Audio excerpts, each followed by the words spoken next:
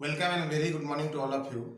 And in this class, we are going to discuss about the next topic in the lesson number one of management.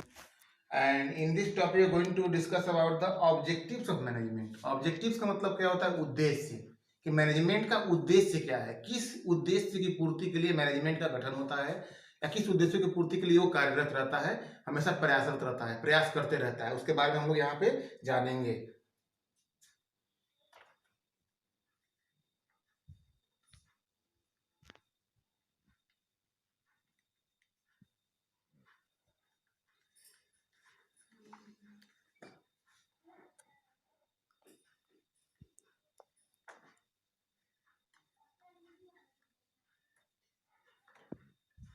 तो पहला है organisational objectives. Organisation मतलब क्या? संस्थागत या संस्था में रहते हुए कैसे समन्वय स्थापित किया जाए और कैसे कोऑर्डिनेट किया जाए, उसके बारे में इसमें है। तो पहला है survival.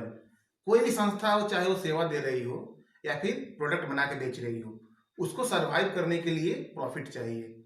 Mean the organisation should have profit adequate amount such that it can live in a proper sequence and survive in the competition. Therefore, survival is the first objective of management. The management derives such policies which make the survival of the organization possible in the market. The next thing is that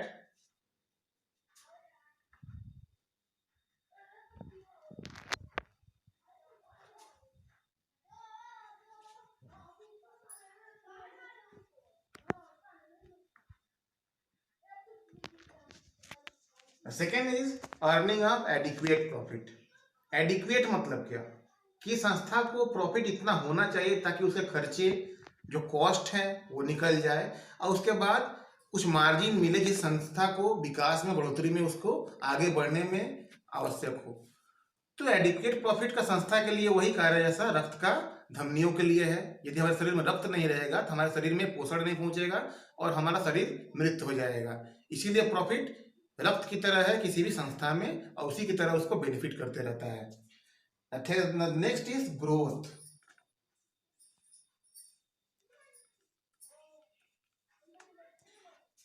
When a human child is born, he grows in size, weight, height and others.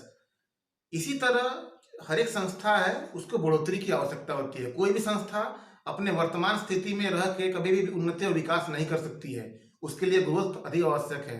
और growth तभी तक संभव है जब ऐसी policy बने ताकि भविष्य में कंपटीशन को ध्यान में रखते हुए और संस्था को आगे बढ़ाने की नीतियां हो, संस्था के प्रति लोगों का आकर्षण बना रहे, शेयर होल्डर्स का बना रहे, गवर्नमेंट उसको रिलैक्सेशन दे टैक्सेस में, पॉलिसीज उसकी जो ऐसी बनाई जाए ताकि मार्केट में कोई उसको मतलब पीछे ना छोड़ सके और हर एक स्तर पे वो विकास करते रहे।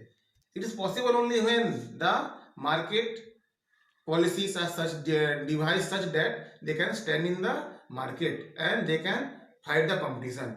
Therefore, these are the organizational objectives of management. Then the next category,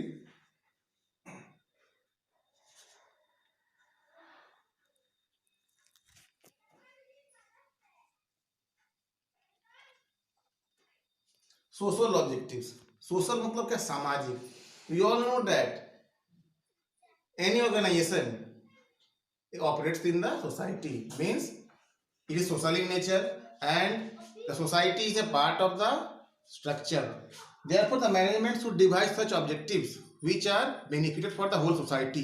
Society, there are shareholders, there are government, there are creators, there are suppliers, there are distributors, there are customers, and each and everyone needs some share in the profit. Therefore, they can stand. Therefore, the social objective is that serving all the community, each and every part of the community, and then gaining the profit in a reasonable way, in a lawful way, not by doing unlawful work like black marketing, hoarding. कहने का मतलब है कि संस्था को अपने पूरी क्षमता से प्रदर्शन करना चाहिए और जो भी लोग उसके साथ जुड़े हुए हैं उसके हितों की रक्षा करते हुए लाभ के लिए प्रयासरत रहना चाहिए। ये उसके सोशल ऑब्जेक्टिव्स हो गए।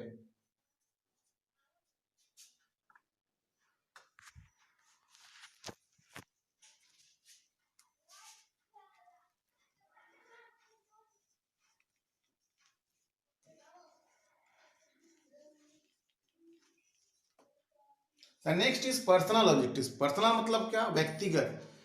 इन every organisation there are people who want good salary, good facility and good growth in their career.